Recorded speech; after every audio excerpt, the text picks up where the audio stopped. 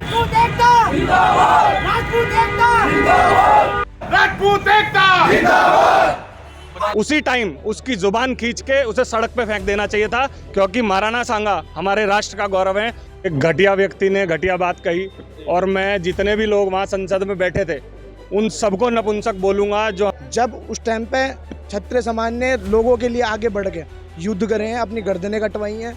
आज के वीर शिरोमणि हमारे जो वीर सांगा जी हैं, उनके बारे में जो सपा सांसद रामजी लाल जी ने जो अपशब्दों का इस्तेमाल किया है, उसकी जितनी निंदा की जाए वो कम है। वो बुद्धिजीवी है, सांसद है, वो चलता फिरता लफंडर तो है नहीं। उसने अगर ये किया है वो षड्यंत्र के तहत किया है, देश का माहौल खराब करने के लिए किया है।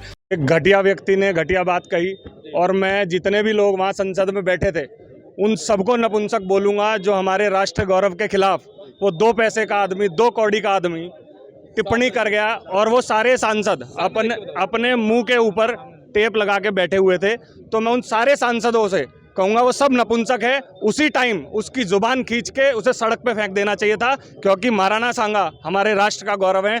उन्होंने अपने शरीर पे, अपने अंग पे हर एक प्रतिघात सहन किया और राष्ट्र की रक्षा में सदैव लगे रहे। तो उनके लिए ऐसे अपशब्द कहना एक घटिया मानसिकता, एक घटिया व्यक्ति ही कह सकता है। तो मैं जितने भी हमारी पार्टी के लोग हैं, जितने भी हमारे क्षत्रिय समाज है, उस आदमी की बख्शिश नहीं करी जाएगी जब तक उसकी संसद की सदस्यता रद्द नहीं होती। कार्यक्रम है, आज हम एसडीएम साहब को ज्ञापन देंगे और उसमें उसके खिलाफ मुकदमा दर्ज करने की एवं उसकी सदस्यता रद्द करने की मांग करी गई। सरकार को तो ये एक्शन खुद लेना चाहिए, हम क्या अपील करेंगे। उसकी सदस्यता तुरंत रद्द करी जाए और उसको संसद से बाहर फेंका जाए। सड़कों पे कुत्ते की तरह उसको रहना चाहिए। षड्यंत्र करा नहीं करा, लेकिन वहाँ जो मूक दर्शक बन के बाकी सांसद खड़े हुए थे, मैं उन सांसदों को बोलना चाहूँगा कि वो समाज को, देश को क्या देना चाहते हैं। क्या वो उसका गिरेबान वहीं नहीं पकड़ सकते थे, वहीं विरोध नहीं कर सकते थे उसका? ये नपुंसकता की एक पहचान है। सभी सांसद किसी भी पार्टी का हो, पार्टी बाद में, राष्ट्र पहले। देखिए, पार्टी का विरोध नहीं, उस व्यक्ति का विरोध है। मैं पार्टी से भी उसकी अपील करूँगा कि उसको तुरंत बाहर निकाल कर बाहर फेंके। आज के वीर शिरोमणि हमारे जो वीर सांगा जी हैं, उनके बारे में जो सपा सांसद रामजी लाल जी ने जो अपशब्दों का इस्तेमाल किया है, उसकी जितनी निंदा की जाए वो कम है। उसके लिए राजपूत समाज और सर्व समाज एक ही मांग करता है कि उन्हें राज्यसभा से बर्खास्त किया जाए और उनके चुनाव लड़ने पर प्रतिबंध लगाया जाए। नहीं तो ये राजपूत सभा पूरे देश की संसद भवन के बाहर बैठेगी। उन्हें किसी भी कीमत पे संसद भवन के अंदर नहीं घुसने दिया जाएगा। क्या कहेंगे?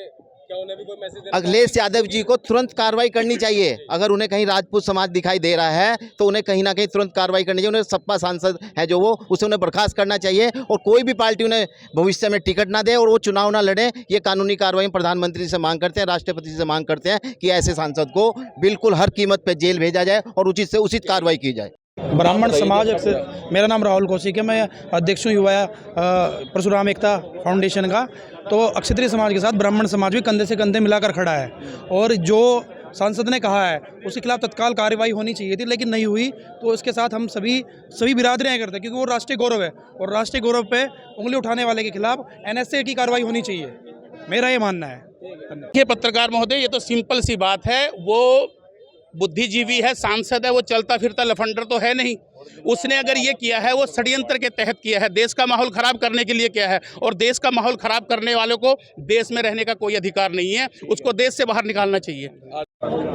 जिस तरह का बयानबाजी की गई है, ऐसा काम सिर्फ जो देशद्रोही हैं वो ही कर सकते हैं।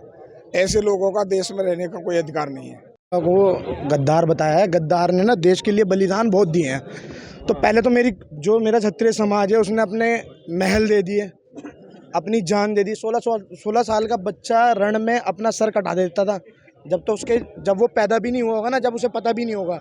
जब उस टाइम पे क्षत्रिय समाज ने लोगों के लिए आगे बढ़ के युद्ध करे हैं, अपनी गर्दनें कटवाई हैं, महल दान दिए हैं, और ये आज हमें गद्दार बता रहा है। पहली बात तो वो सांसद नहीं है, वो राज्यसभा सांसद है। उसे भीख में मिला हुआ पद है वो जिसे वो भीख लेना जानता हो ना, वो दूसरों को हमेशा गद्दारी बताएगा, क्योंकि उसने खुद से कमाया होता, खुद से लड़ा होता पद, तो कुछ बोल भी पाता। जब उसे भीख में मिला हुआ पद है ना, तो उसका कोई अधिकार नहीं है कि वो हमारे समाज को गद्दार बताए। वो खुद एक गद्दार है जो दूसरों से भीख मांगकर आज संसद में बोल रहा है।